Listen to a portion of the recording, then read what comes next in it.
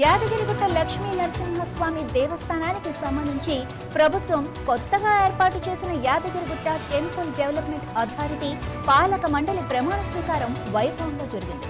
ప్రధాన ఆలయ ముఖ మంటపంలో ఈ కార్యక్రమాన్ని నిర్వహించారు. అయితే ఈ కార్యక్రమానికి ఉమ్మడి నల్గొండ జిల్లాకు చెందిన మంత్రులు కోమటిరెడ్డి వెంకటరెడ్డి, ఉత్తమ్ కుమార్ రెడ్డి డుమ్మా కొట్టడం విశేషం. పాలక మండలి సభ్యుల నియామకంపై ఎమ్మెల్యే కోమటిరెడ్డి రాజగోపాల్ రెడ్డి కూడా తీవ్ర విమర్శలు చేశారు.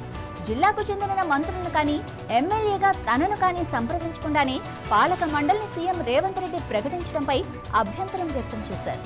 ఉమ్మడి నల్గొండ జిల్లాకు చెందిన వారికి ఈ మండలిలో చోటు దక్కకపోవడం ఏంటని ప్రశ్నించారు.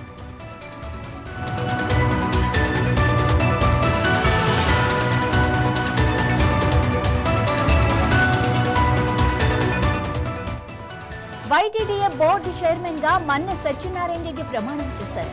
ఆయనతో పాటు 10 మంది సభ్యులు, 7 ఎక్స్ అఫీషియో సభ్యులతో ఆలయ ఈవో భవానీ శంకర్ ప్రమాణం చేయించారు.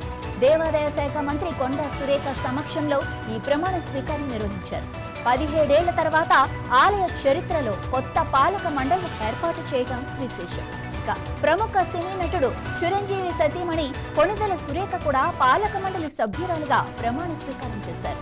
ఆనువంశిక ధర్మకర్త కాకుండా ఇతరులు పగ్గాలు చేపట్టడం ఇదే మొదటిసారి. బోర్డు సభ్యులుగా ఎమ్మెల్యే వినోద్ వెంకటస్వామి కూడా ప్రమాణం చేశారు. పత్రికాధికారి చిల్లప్ప గారి, విజయరాజం, తోళ్ల విజయేందర్ గౌడ్, పోచబోయిన ఈశ్వరమ్మ యాదవ్, గుండా మల్లయ్య, స్వాతి కంఠమణి, రాఘవేందర్ రావు, డాక్టర్ లక్ష్మీనారాయణ నాయక్, నరసింహమూర్తి కూడా ప్రమాణం చేశారు.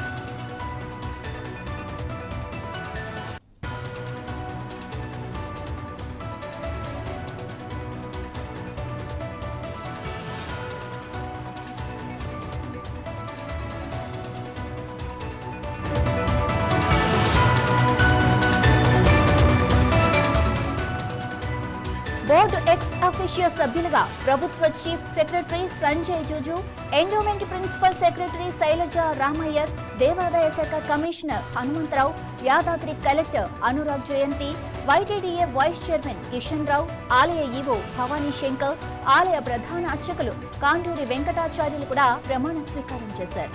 ప్రమాణ స్వీకారం తర్వాత నూతన ట్రస్ట్ బోర్డు తొలి సమావేశం ప్రెసిడెంట్ సూట్లో జరిగింది. ఆలయ అభివృద్ధి, భక్తులకు మరిన్ని మెరుగైన సౌకర్యాల కల్పనపై విస్తృతంగా చర్చించారు. Bhuvanagiri MP Chamala Kiran Kumar Reddy, Aleru MLA Beerla Ailaiah, trust board ex officio సభ్యులు, స్థానిక ప్రజా ప్రతినిధులు ఈ కార్యక్రమంలో పాల్గొన్నారు.